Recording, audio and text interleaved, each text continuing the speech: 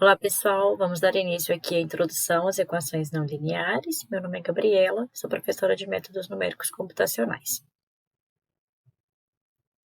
Um dos problemas que ocorrem com muita frequência em trabalhos científicos é a gente calcular raízes de equações da seguinte forma. Eu tenho uma função, um f de x, igual a zero. Então, eu quero descobrir qual que é o x que eu jogo na minha função, que eu obtenho um valor igual a zero, ou seja, encontrar quais são as raízes da minha função. Só relembrando, o que são as raízes, né? São os pontos onde o gráfico da função intercepta o eixo x. Então, são os valores de x, né? x1, x2, x3, etc. Tais que, quando a gente aplica na nossa função f, a gente obtém o valor igual a zero. Então, são os pontos que tocam o nosso eixo x, interceptam o eixo x. E aí, se a gente tem, então, de forma formal, né? Uma função f no intervalo AB nos reais, um ponto xi dentro desse intervalo ele é chamado uma raiz, ou também chamado zero da função, se quando eu pego essa função e aplico no ponto xi, isso é igual a zero. Para polinômios de graus até 4, as raízes das equações podem ser calculadas através de uma expressão fechada. Por exemplo, lá no caso da função de segundo grau, a gente tem a fórmula de Bhaskara e aí a gente consegue encontrar quanto que é o valor do meu x, né? Então, x é o menos b, mais ou menos raiz de b ao quadrado menos 4ac sobre 2a. Então, a gente tem uma forma explícita para encontrar as raízes de uma equação de segundo grau. E falando de polinômios, né? Até o quarto grau a gente possui fórmula fechada para encontrar essas raízes. E, de forma geral, nem sempre é possível encontrar raízes de uma função através de uma expressão fechada. E aí, dessa forma, a gente tem que recorrer, então, a métodos numéricos aproximados para poder encontrar essas raízes.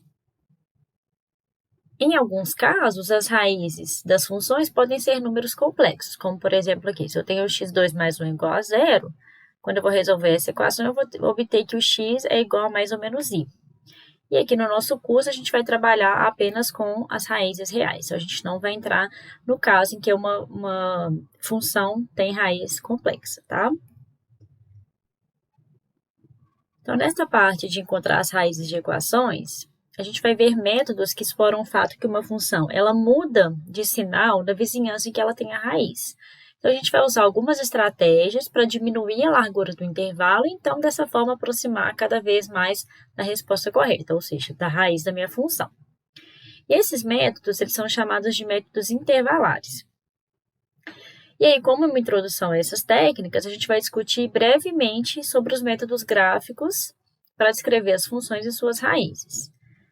Além da gente ter, né, a forma gráfica fornecer uma estimativa grosseira, as técnicas gráficas elas são úteis para a gente visualizar qual é a propriedade da função e o comportamento dos métodos numéricos. E além disso, a gente também vai utilizar a forma gráfica para poder dar o nosso chute inicial para os nossos métodos interativos.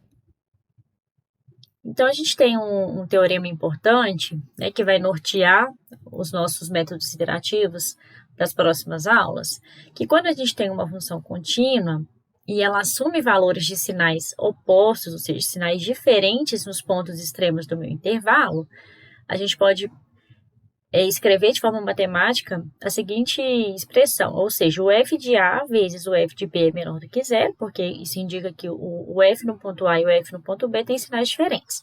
Então, por exemplo, se o f de A é positivo e o f de B é negativo, mais vezes menos é menos, né? Então, menor que zero. Se o f de A é negativo e o f de B positivo é a mesma coisa. Então, sempre a gente vai ter o f de A vezes o f de B menor do que zero. Isso significa que o f de A e o f de B têm sinais opostos. Então, quando isso acontecer, esse teorema garante que vai existir pelo menos um ponto nesse intervalo, tal que o f de x é igual a zero. Então, o que esse teorema fala aqui de forma gráfica? Então, vamos olhar para esse gráfico aqui. Então, eu tenho aqui a minha função, eu trunquei meu intervalo AB aqui.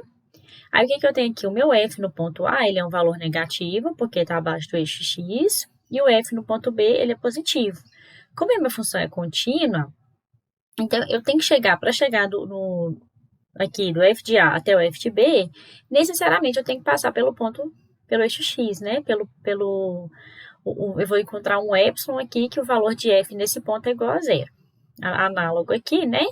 Aqui ele está falando que existe pelo menos uma raiz, né? Então, aqui vamos supor que eu tenho esse gráfico em azul. Aqui eu tenho o meu A, o meu f de A é negativo. Quando eu olho para o meu B, o meu f de B é positivo. Como a minha função é contínua, né? Então, para sair daqui e chegar no B, eu tenho que necessariamente passar pelo eixo x, né? Aqui no caso, nesse exemplo, eu tenho 3 raízes reais.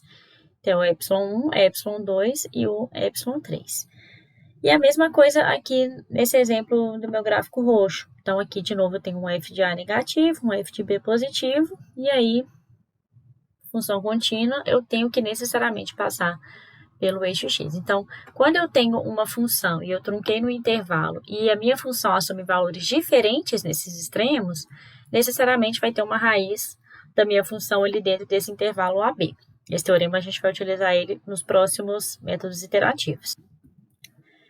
Então, por exemplo, se eu tenho a minha função f de x igual a ln de x, vamos encontrar quais são as raízes de f de x. Então, aqui eu tenho o esboço do meu gráfico, do f de x igual a ln de x. E aí, vamos pegar, por exemplo, o intervalo de 0,5 até 1,5. Então, quando eu olho aqui para o meu f de 0,5, eu tenho um valor negativo. E a minha função, né, o ln, o f no ponto 1,5, ou seja, o ln de 1,5 ele é positivo. Então, o teorema anterior garante para a gente que tem uma raiz aqui nesse intervalo, pelo menos uma raiz. No caso aqui, né, é tronco simples, se a gente resolver essa equação, a nossa raiz é o ponto x igual a 1.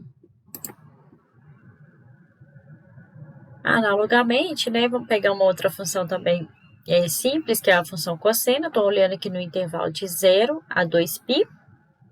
Então, tem aqui meu intervalo de 0 até 2π. E aí, a gente tem o quê? Que quando eu estou olhando no intervalo, por exemplo, de 1 até 2. Então, no intervalo de 1 até 2, eu tenho aqui o valor de f no ponto 1 é positivo, o valor de f no ponto 2 é negativo. Então, os sinais opostos, eu garanto que tem uma função aqui nesse intervalo de 1 até 2. E análogo, quando eu pego o intervalo de 4 a 5, aqui o meu f no ponto 4 é negativo, o meu f no ponto 5 é positivo. Então, o teorema garante para a gente que eu tenho uma raiz aqui dentro desse intervalo de 4 até 5. Então, a gente tem duas raízes aqui nesse exemplo. E aí, fazendo os cálculos, né, através da trigonometria, a gente vai encontrar que o x é π sobre 2 e o x é igual a 3π sobre 2, que são as raízes da minha função f de x igual a 0. Agora, vamos para um terceiro exemplo, que eu quero determinar quais são as raízes dessa equação. Então, minha f de x é o x mais 1 ao quadrado, que multiplica o e elevado a x2 menos 2 menos 1, igual a 0. E aqui, quando a gente olha para essa função, a gente ilustra qual que é a utilização dos métodos numéricos para a gente determinar a solução de equações não lineares. Ao contrário do que a gente viu nos exemplos anteriores, onde a gente conseguiu resolver de forma fácil as raízes da função dada, aqui fica difícil a gente encontrar com exatidão qual que é o valor de x que vai anular a minha função, ou seja, qual que é a raiz de f de x. E as técnicas gráficas, nos casos como a gente viu, né, elas têm um valor um pouco limitado, porque a gente não encontra de forma exata qual que é a raiz da equação, né, uma forma bem próxima da raiz da equação. Mas a gente usa os métodos gráficos para obter estimativas grosseiras, né, das raízes, e essas estimativas são usadas, como a gente vai ver nas próximas aulas, como os chutes iniciais para os métodos iterativos. Então, nas próximas aulas, a gente vai ver o método da abscissão, o método regula falso, o método de Newton, o método da secante, para a gente poder, então, resolver equações dessa forma aqui, que são as equações não lineares. Espero vocês. Até mais.